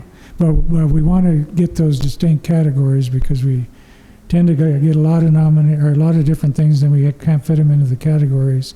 So we need to be more specific in the advertisement what the categories are, so we can get people to nominate for those categories.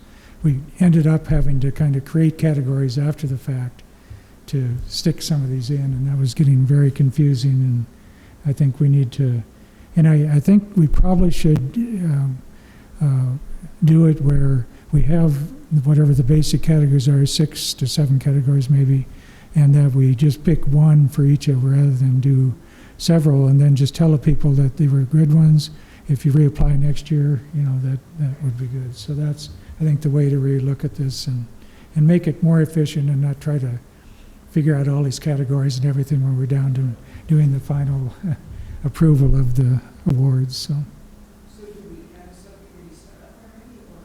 We had, I thought we had, do you remember? I thought there was 3 of us, wasn't it? You and I and Julia, yeah. Well, I guess he was working on a different subcommittee, but he had thoughts on some things, so Yeah, maybe we outreach to him.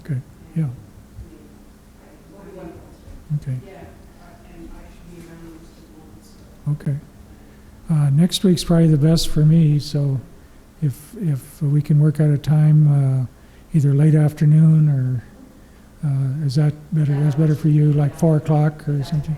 Yeah, for a couple hours next week sometime. Does that work for other people? If you want to, anybody can come, it's just, Actually, I think we can't have a quorum.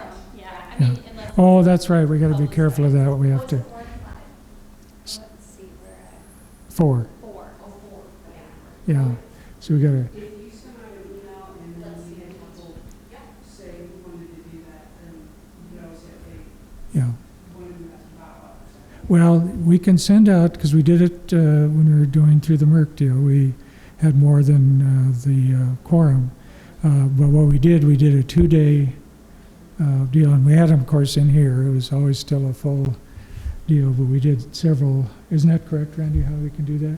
We can do a special subcommittee meeting with 2 days' notice in the paper. Yeah, if you have enough time, notice, because notice will have to be made to the public, Right, and then you can, you know, make sure you can get time scheduled. right, yeah. So I think that's pretty easy. And we probably won't get a lot of public for this meeting like we did for the Merck. So, yeah. How many responses do you usually get with these nominations? Are you getting like 10 nominations, 500? Yeah. Well, several years there, we had, probably 20 or 24 nominations. I think the last, 2 years ago, we didn't do it because of the Merck, and then last year, we actually picked up some of the old ones. I think we had 12 nominations we went through, and we were able to award 6. Is that correct? Something like that? 6 or 7, whatever, yeah. What, how have you solicited the nominations in the past? It's like a paper form or an Yeah, email? there's a form that you have that, lists the property, if it's on the National Register, all that stuff, what work's been done. We need photos before and after, of the work that was done on the property, if it's a remodeling or whatever. And then, The time limit on some of it too. The construction's probably more than excuse me, 3 years ago, I think, was it 3 years? I think it's 3 years. Yes, any construction within the last 3 years. We do have the categories for nominating people for the Dorothy Ogg Award or the Centennial Award that could be, citizens in the community. Okay. But the actual awards for preservation are projects within the last 3 years. And by the last 3 years, not including this year, but the last 15, 16, 17. So I bring it up just if the subcommittee decides that they want to move to a digital application, I could set you up something with Submittable, and I could make that pretty easy to both like have you collaborate on and then also have that filled out. And it might, I don't know if that's an issue in terms of sharing, but if it's just within the subcommittee. No, It's actually better. that would be great, especially because we have this online presence now with Facebook and our website. So that's what I was going to say is we'll hopefully be able to get the word out there more this year. Okay. Great. So that'd be awesome. No, I'll that's a good draft idea. something up and email it to you so you can share it just as an example of what it would look like. So That would be fantastic. Great. thanks. So we'll figure out a subcommittee. Do we want to try and, how about Wednesday night? That'll give us enough time to get a 2-day, get it in Monday for a Wednesday. And is that something that I participate in with you guys? I'm just Yeah, clarifying. oh, yeah. Yeah? No, Okay. definitely. Because Yeah. I know that the awards is kind of the HPC's baby, so I don't want to Oh, overstep. no. Yeah. Yeah. No. Wednesday at 4 o'clock? We probably won't be able to get in here or anywhere, so we could we can try that committee meeting room there. Well, I guess it depends on if we're going to quorum or not. I'll send an email first. I mean, we can do it at our Yeah. office. I'll just have to check and see if we've got okay. Gotcha. Is it possible that that's, in the interest of time, is it possible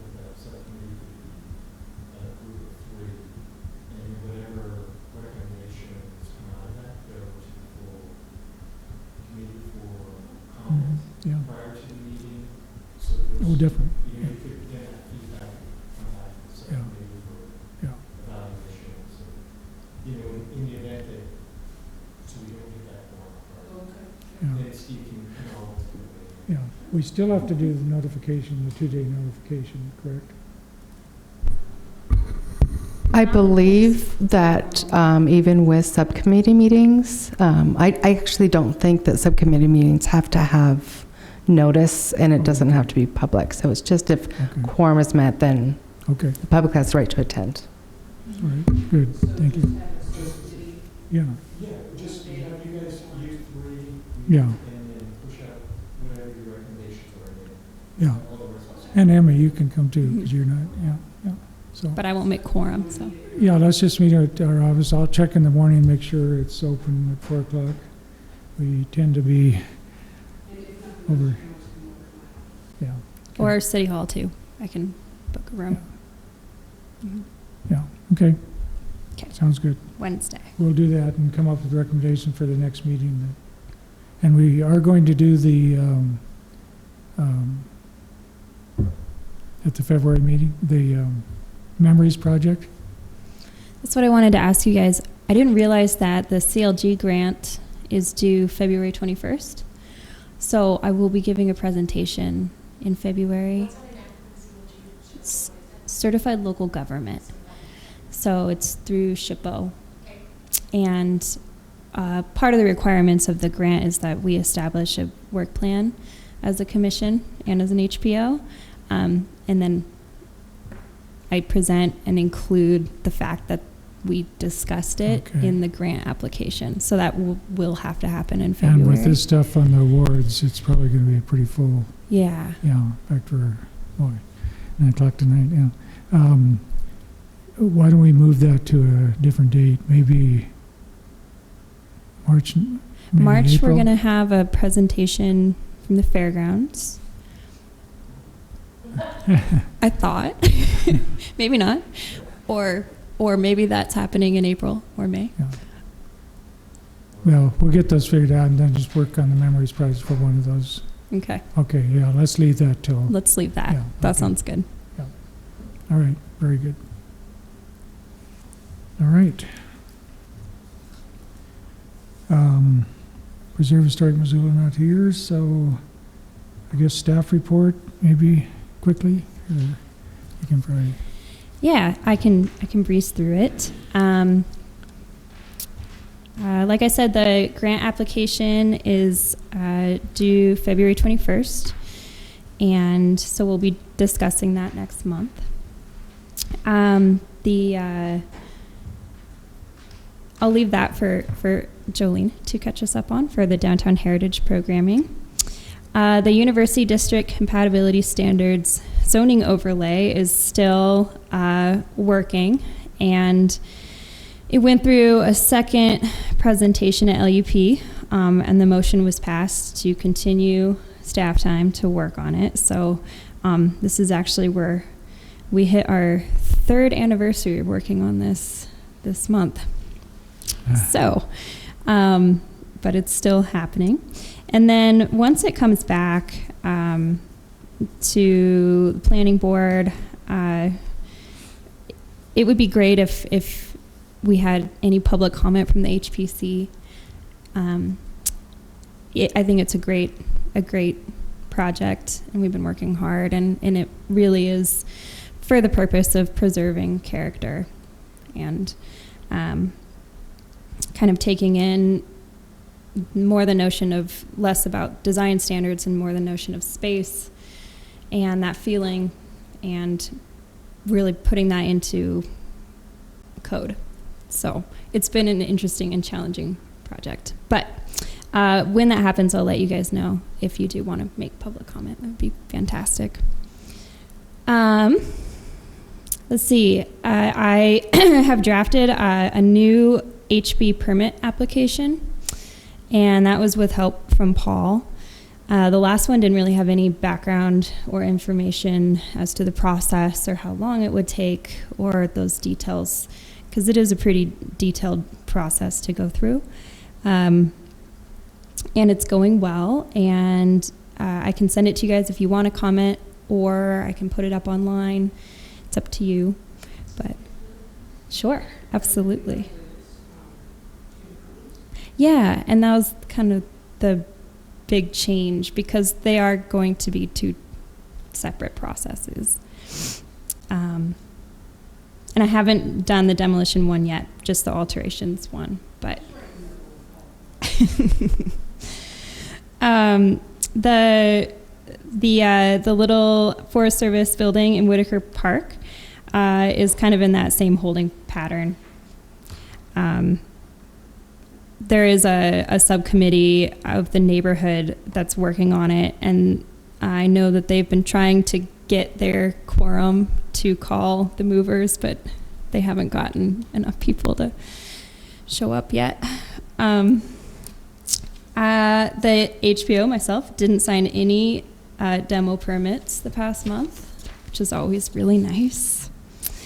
I met with Chase Jones, who's the City of Missoula Energy Conservation Coordinator, and we had a really great discussion about integrating the conversation of historic preservation and conservation in the city, because we really haven't had any overlap with the Zero Waste Initiative, and preservation is inherently recycling. So getting that rhetoric out there, and it was really great. I'm also in the process of drafting just a friendly letter. I read about another community that does this to owners of historic properties in town. Just a New Year's letter reminding them that we're here as a resource. We'll have this new application. If they have any questions, they can reach out, and kind of a little thank you for taking care of your building letter. Yeah, it's been fun to write. I'm not even close to being done, and I can send that to you guys beforehand too. But I was going to send it to all of the individually listed building property owners. So that's 63 town. Yeah.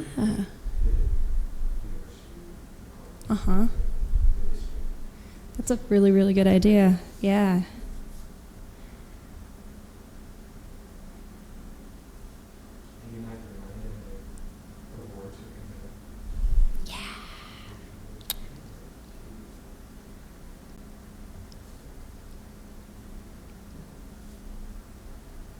Good ideas.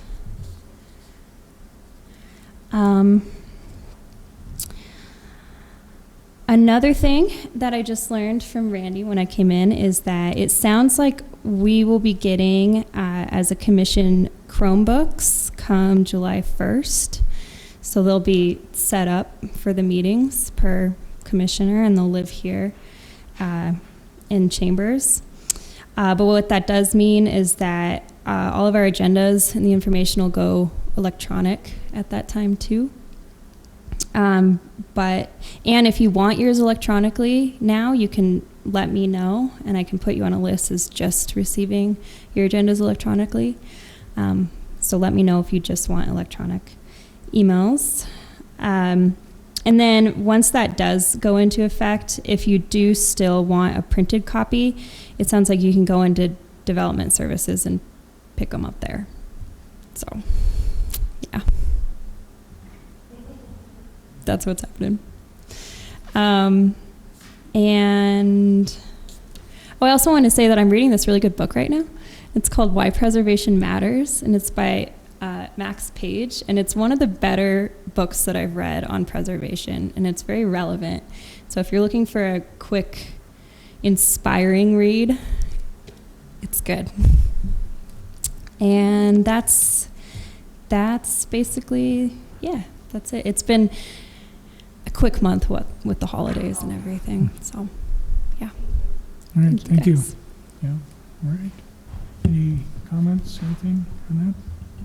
Any member comments, anything? Yeah, I just, Emmy had asked me to talk a little bit about the Downtown Heritage Program, which I'm on the steering committee for, along with Alan Newell and Jeff, how do you say his last name? Badnock. And so I'm going to make it super quick. But Emmy put together a prospectus that had this synopsis that I think kind of encapsulates what this project is for those of you that aren't quite as familiar. So the goal of this heritage program is to create a comprehensive integrated program for promoting the heritage of Missoula and to engage Missoulians, civic groups, downtown businesses, and property owners in protecting heritage tourism. What I love about this is that it was catalyzed by the Unseen Tour in September. We had an initial meeting looking back at the beginning of December with some just different stakeholders from the community. It was a really great conversation. And with that, we kind of broke off into the smaller steering committee.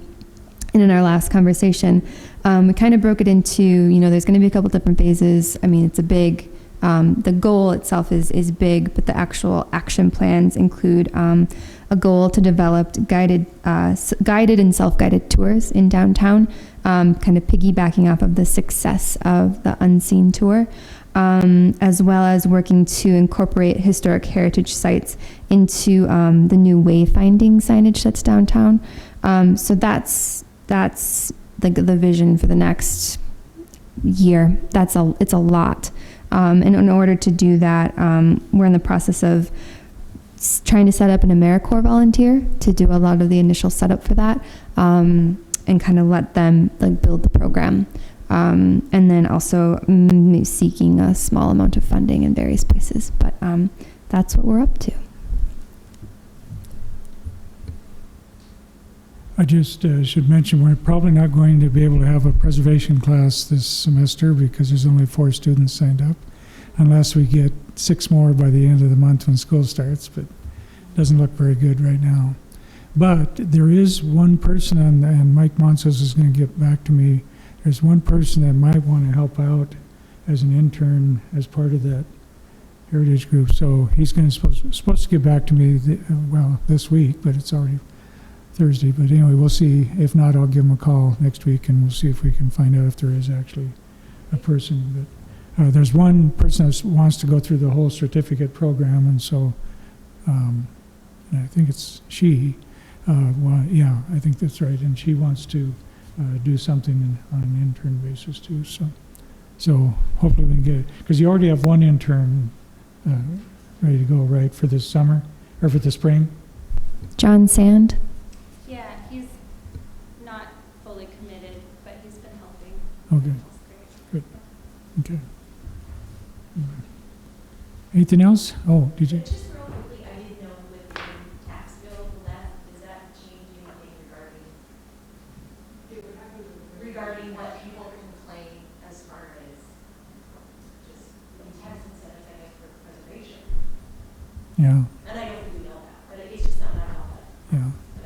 Well, the good thing about it is that the historic tax credit is back in when it was going to be eliminated. So that got back in. That's the good part of it. Other than that, there's still a lot of things. Nonprofits are going to be hurting because of the way the new tax laws are. It's going to be less people. If people are doing standard deductions, there won't be a lot of people doing a lot of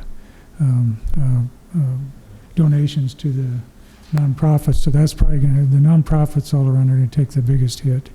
And there's a lot of preservation groups. I mean, even the National Trust, all these different groups and Montana Preservation Alliance, Preserve Historic Missoula, any of those that may not get any money. So that's one thing that's come out of it. Other than that, I don't know if I can tell you anything more. I know that it is back, so we have the tax credit, but it has been reduced in a number of ways. Yeah. But I don't know specifically. Yeah. There's going to be, I think, a paper coming out on that from the National Trust here shortly. I think there's a February meeting that they're going to kind of formalize all that and see what. So, yeah. Anything else? All right. If not, Thank you, guys.